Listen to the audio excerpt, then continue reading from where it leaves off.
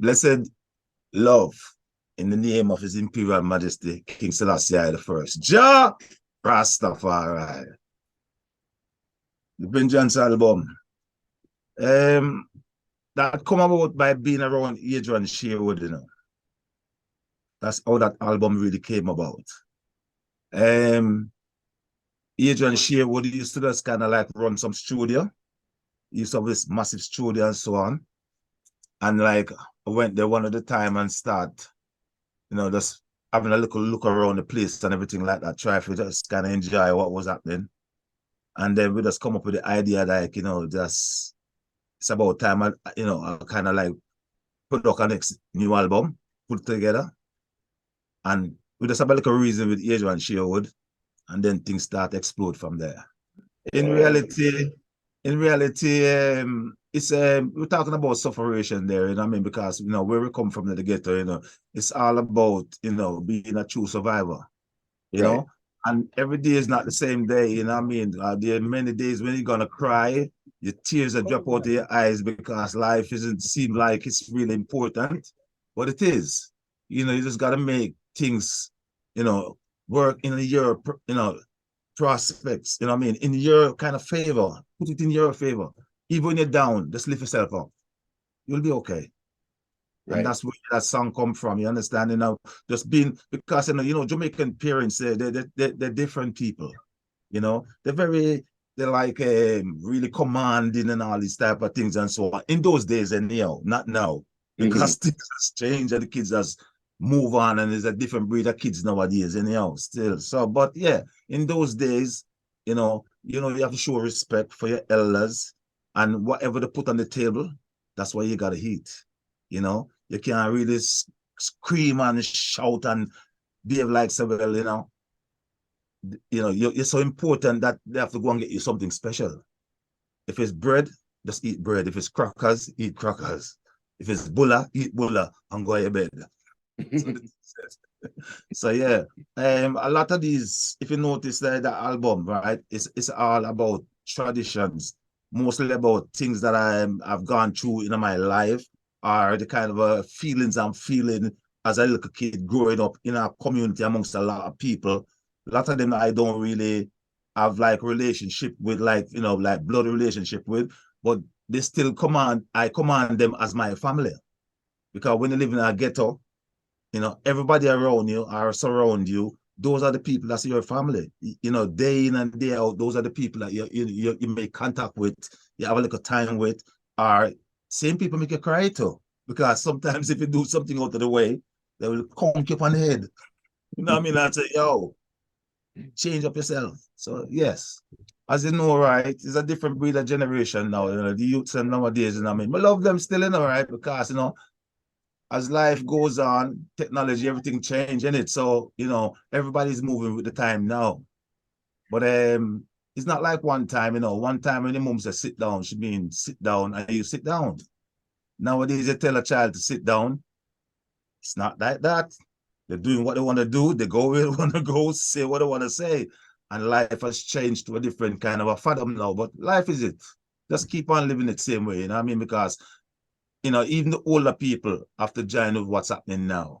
We have to come up to date with everything, with all these new kids, new ideas, new behaviors, and everything. So, but we give thanks for them anyhow still because it's all about life, you know. And a journey in life is a journey you will have to really take step by step daily.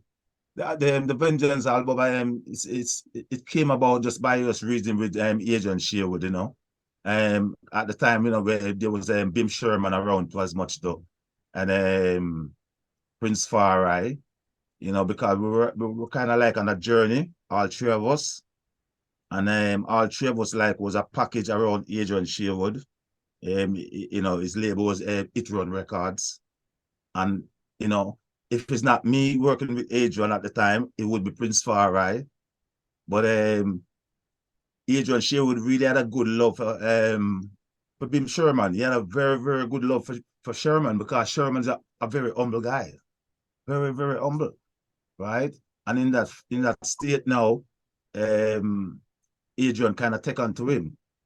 And for the way because like in that time it was like Bim Sherman was like the next Gregory Isaac because he was just a type of a cool type of a when even when he was on stage, he was like that, and it was pretty cool. But his lyrics, they was effective.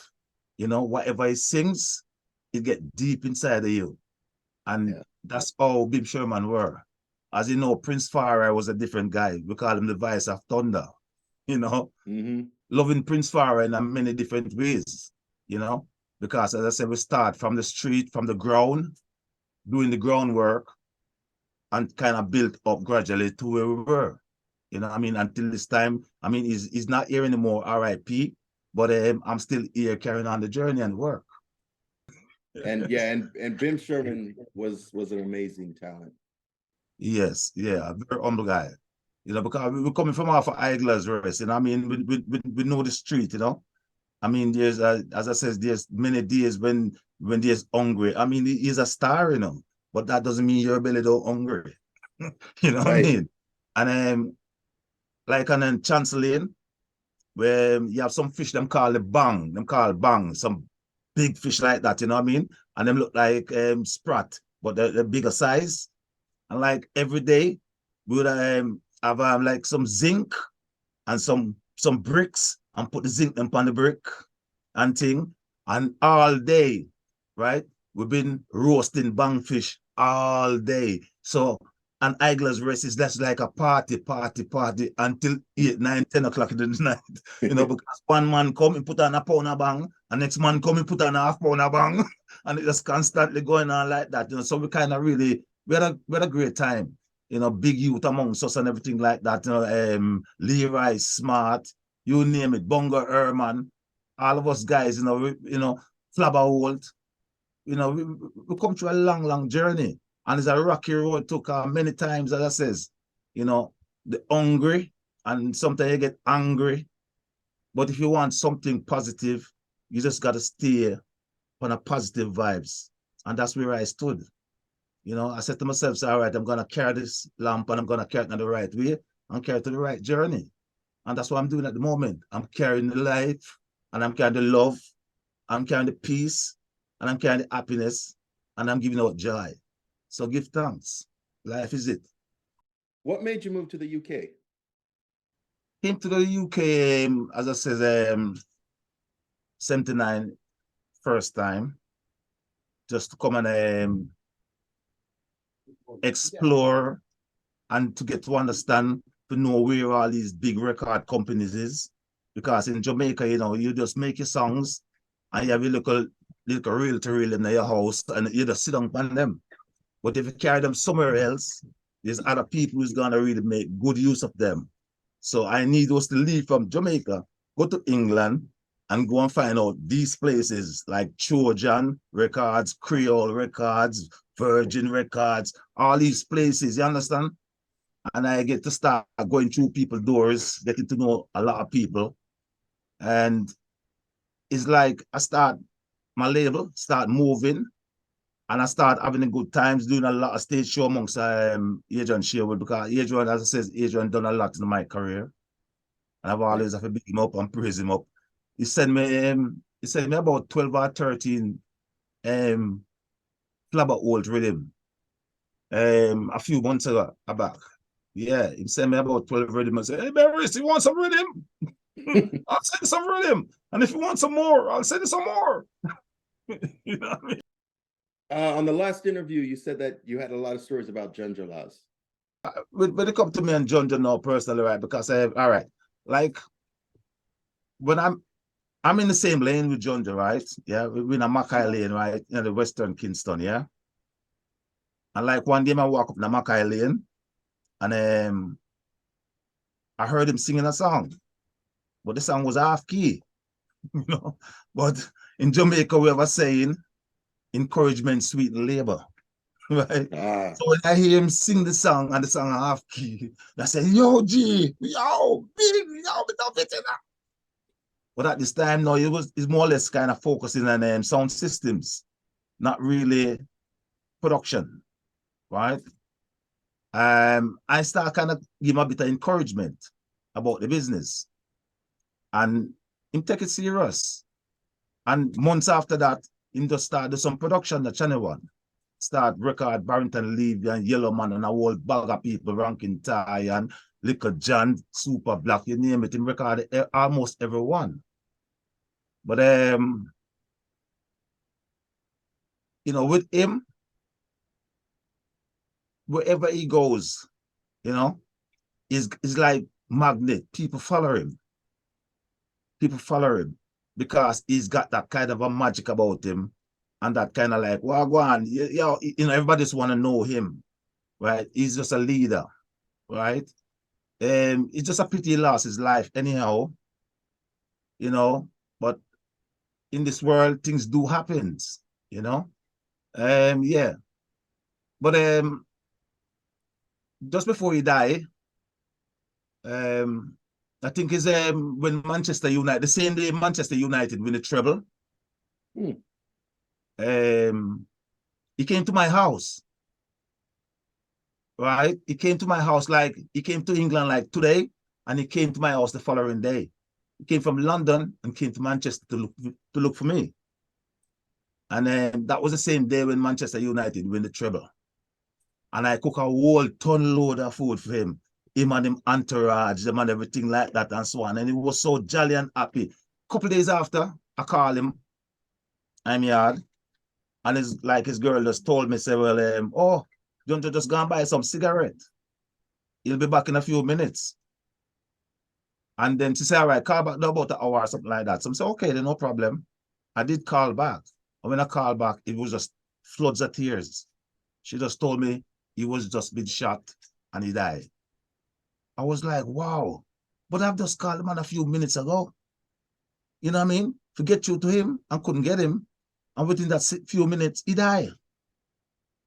And that kind of broke my heart, you know? Yeah. Because it's like a spirit, maybe they tell her, I say, well, you know, get in link with him, because from him leave my house, I spoke to him about once after that, and about a few days after that, he died. You know, and that was a sad time. But there's another story with me and him again to with me explaining to him about the music business in a Mackay Lane when he must sing the half-key song. Yeah. I came to England and I was among Adrian Sherwood. I was on the High Street, Alden High Street. And when I look, I see this guy a walker come down Alden High Street with a bag on his shoulder like that. We just done press the same song we were just talking about, the Warwick Hill. We just pressed it for 12-inch and was taking it into the house, right? And I see this guy walker come down the road and I'm saying, yo, but that look like Junjo. Listen, when the guy get closer, it was Junjo Lawes. This is the first time Junjo's ever came to England, right? And I introduced him to Adrian Sherwood. I said, well, this is Junjo, and he's a producer, and he just come over and see if he can get some things done and so. And Adrian said to him, well, wow, that sounds good, but you know something, I would have liked to work with you, but the fact that that I'm working with, like, I remember I work with me, I work with Bim Sherman, and I work with Prince Far at the same time. He never really want, and there's other people too, so I never want to take on anything more on board. So I said to him, say, all right, then, Junjo, you know something? It's when you turn the corner, that's on your left-hand side, there's Trojan Records there. You see, over the on your left-hand side, there's Creole Record, right? And Chris, down, you know, Green Sleeve, down a Shepherd's Bush. So, you know, again, kind of a couple of links. But I get to understand he must meet a friend too. And that friend must have helped him too for directions and so on to get things right. But yeah, the fact that I talked to him about the music in the lane, and the first time he came to England, I am the first person he saw on the high street. That was magical. You know what I mean? That was magical, you know.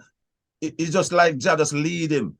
But as I says, I did live in the same community too, you know, the Waltham, you know, Waltham Park area. Right. You know, us guys, you know, Dillinger, Trinity, Artens Ellis, Ken Booth, you name it. You know, all of us, Little John, Rankin Ty, and the whole of we live in the same community. We walk from each other house to each other house.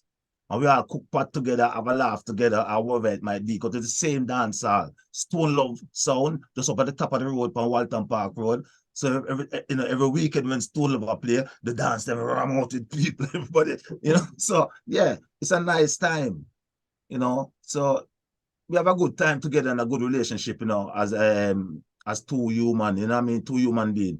But it's all I can say is R.I.P. to Junjo, But I can say he was a good guy. Your latest album, which is Freedom.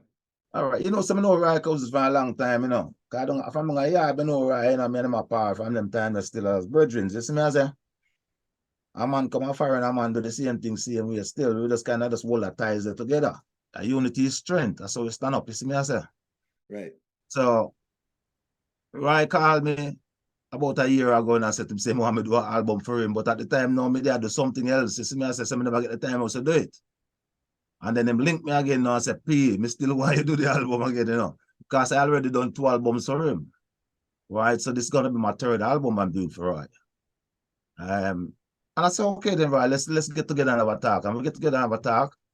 And then they say, well, me have the whole of the rhythm there, I pay yard rhythm, pay official rhythm, foundation rhythms from way back. And me discuss a boom and come in and listen to the rhythms them and do what me need to do. And just jump on them and just make sure so them strive. So that's what I did, And the album just getting a lot of exposure all over the world right now, all over the place. Because a lot of people are calling me for interviews here, there, and everywhere, and it's just crazy. When Roy Cousins hear something or doing something, right, it have to be perfect. Or else him can't be bothered with it. It have to be perfect because, as you know, his label is an international label, right? Yep. And well respected. And in that sense, everything that he do, he makes sure perfection is there. You know what I mean? And that's one of the good things I appreciate about him because I learn a lot from him. I'm a producer myself, but I learn from him. He also learned from me. But you know what, Roy? If Roy tell you something, that's how it goes.